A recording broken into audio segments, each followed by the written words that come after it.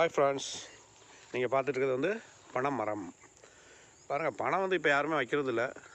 அதுவாக விழுந்து முளைச்சதானே தவிர வைக்கிறது விவசாயம் பண்ணுறதுக்காக யாரும் வைக்கிறது இல்லை. ஏன் தெரியுமா? பனை வச்சவன் பார்த்துட்டு சாவான், தென்னை வச்சவன் தின்னுட்டு சாவான். ஏன்னா இதோடைய மகசூலுக்கான காலம் அதிகம். பனை வச்சவன் பார்க்க மட்டும் தான் செய்வான், அதுக்கெலாம் உனக்கு இறுதி காலம் வந்துடும், வயசாகி இறந்து போயிடறான்னு வச்சுக்கோங்க. அதே மாதிரி தென்னை வச்சவங்கிற வந்து தின்னுட்டு சாவான், அதுக்குள்ளே அது மகசூல் தரும். இப்போ நம்ம எல்லாமே எவ்வளோ சீக்கிரமாக மகசூல் பார்க்கணும் அதில் தான் எல்லாருமே இருக்கும்.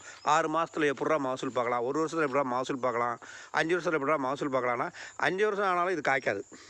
ஏன்னா அதுக்கான டைம் அவ்வளோ டியூரேஷன் ஆகும். பாருங்கள், இந்த சின்ன பனையை பாருங்கள், இது குறைஞ்சது ஒரு 10 வருஷம் வளர்ந்தக்கூடிய பனை. இவ்வளோ தான் இருக்குது. இதெல்லாம் பாருங்கள், 20-25 வருஷம் பனை இருக்குது.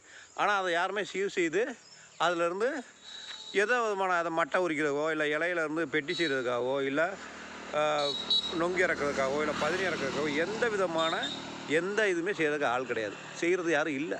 அங்கே ஒரு மரத்தில் பாருங்கள், நொங்கு இருக்குது. அதெல்லாம் நொங்கு இருக்குது, ஆனால் நொங்கு இறக்கிறதுக்கு ஆள் கிடையாது. அந்த சூழ்நிலை தான் இருக்குது. இந்த பனை மரங்கள் அழியாமல் இருக்கிறதுக்கு தொடர்ந்து ஆதரவு தரணும். எல்லோரும் பனை பொருட்களை எல்லோரும் விரும்பி சாப்பிட்ணும். இது அரசே எடுத்து ஒரு அரசு ஊழியர் மாதிரி ஒருத்தர் கூட இதை நியமித்து அந்த பனை ஏறுறவங்கள அந்த இதுகளை செய்கிறதுக்கு இது பண்ணுவோம். நிறைய இடங்கள் இப்போவும் பார்த்திங்கன்னா நமக்கு வந்து பதினி கிடைக்கிது, பனங்கிழங்கு கிடைக்கிது, நொங்கு கிடைக்கிது, எல்லாமே கிடைக்கிது. ஆனால் இது மாதிரி எவ்வளோ பனைமரங்க பயன்படுத்தப்படாமல் இருக்குது ஒவ்வொரு ஊர்கள்லேயும். இதை பாருங்கள், ரோட்டுக்கு 2 சைடு, அதாவது காட்டுக்குள்ளே கூட வச்சுருக்காங்க, ஃபுல்லாகவே பனைமரம் தான். இங்கிட்டு நிறையா இருக்குது, இதுதான் தோட்டத்துக்குள்ளே வர இருக்குது. ஆனால் இந்த பனைமரங்களை பயன்படுத்துக்கு கொண்டு வரது கிடையாது. தோட்டத்துக்குள்ளே இருக்கிறத யார் விட்டோம், அந்த காட்டுக்காரர் சொன்னால் தான் யாருமே அதில் ஏறி எதுவும் செய்ய முடியும், குத்தகைக்கோ எதுக்கோ விட்டா.